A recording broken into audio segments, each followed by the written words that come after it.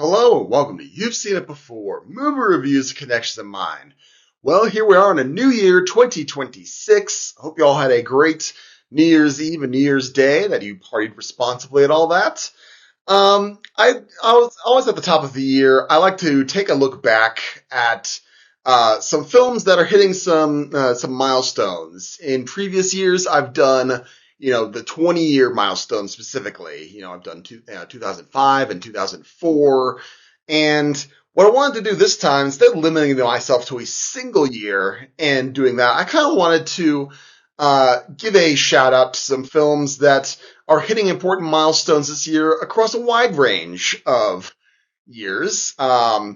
And just to list them off. And at a certain point, you're going to hit a point where it's like, wow, that came out that long ago. I feel old. It's like, it happens to the best of us.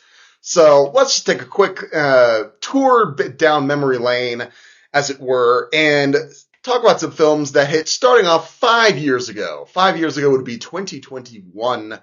And how quickly 5 years passes, it seems, because 5 years ago, we had films such as the live-action Tom and Jerry movie, Zack Snyder's Justice League, Godzilla vs. Kong, Black Widow, No Time to Die, Dune, and Spider-Man No Way Home all came out 5 years ago in 2021. Of course, that was a year that was marked by the fact that we were still recovering from the pandemic, and we had the Warner Brothers doing their day and date releases, and movies that were going to be released in 2020 are just started to slowly come out, and people were still kind of wary to go out to theaters, but they would go out for the right ones, as evidenced by something like Spider-Man No Way Home putting up humongous numbers that year and being the cultural touchstone for that. I believe that came out in December of 2021.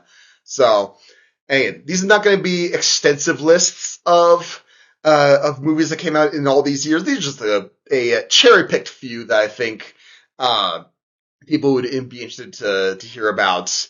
And going back even further than that, 10 years ago now would be 2016, which is notable for me at least, because that was the beginning of this channel. You've seen it before, where I put out work that I would not necessarily call my best now, which whoever starts out with their best, honestly. So, but I got to cover such films as Deadpool, Zootopia, Batman v Superman: Dawn of Justice, and Captain America: Civil War, as well as Star Trek Beyond and Rogue One: A Star Wars Story. But I also got to see some movies that were recommended to me by some friends of mine that I would not have been able to cover normally. Wouldn't have thought to think of those, but there are good movies as well, such as Arrival, Hidden Figures, The Nice Guys, and Swiss Army Man, which is one of the more bizarre films that I've ever seen.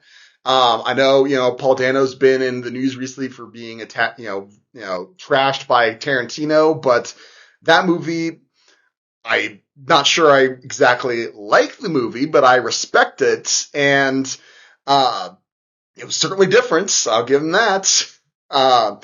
So that would be 10 years ago this year. Going back to my traditional benchmark, 20 years ago, 2006. We get some movies like The Pink Panther with Steve Martin. We get V for Vendetta, Ice Age: The Meltdown. Weird that was, a sequel took a fair amount of time to come out for that one. We get Mission Impossible 3, which has gotten a new lease on relevance thanks to the plot of the latest Mission Impossible, Final Reckoning. We get X-Men: The Last Stand, Fast and Furious Tokyo Drift.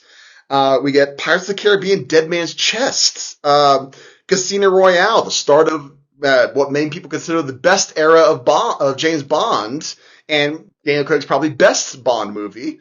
Talladega Nights, The Ballad of Ricky Bobby, one of my personal favorite comedies. And Night at the Museum, 20 years ago. My gosh, how time flies. I remember seeing that one in theaters and loving the heck out of it. And so, these are ones that I was starting to get more and more into looking at movies more seriously. So this hits me very in a deep way. And then going backwards, these are movies that I would revisit because I didn't recognize their importance because, well, I was 3 in 1996, 30 years ago now. We got movies such as Titanic. We got Star Trek First Contact, the first Mission Impossible, Happy Gilmore, which just now got a sequel this past year. Space Jam, again, a fairly recent sequel on that one. Independence Day, The Hunchback of Notre Dame, yeah, and the original Twister all came out in 1996. Again, these are movies that I would come to later in life because, well, I probably saw Hunchback of Notre Dame when I was, 4 or 5 or something like that. But the rest of these, Independence Day specifically, it took me a while to see because for whatever reason I wasn't allowed to see it because I was, too young in the late 90s, early 2000s apparently to watch it. But at certain points, I did see it and these others, and I love the heck out of them. So again, 30 years ago, those movies. But let's go even further back, shall we?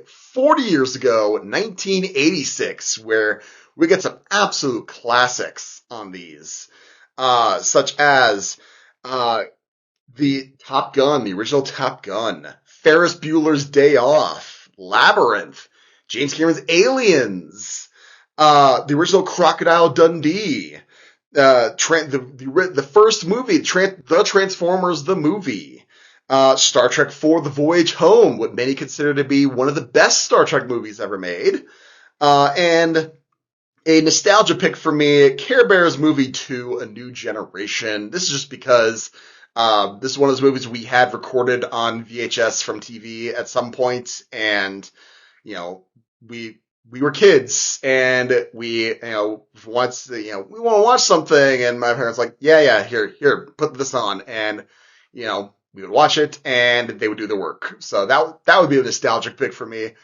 I watched it again recently just to remember if it was as crazy as I remember it, and it is, and it's not good, but again, nostalgia pick for me.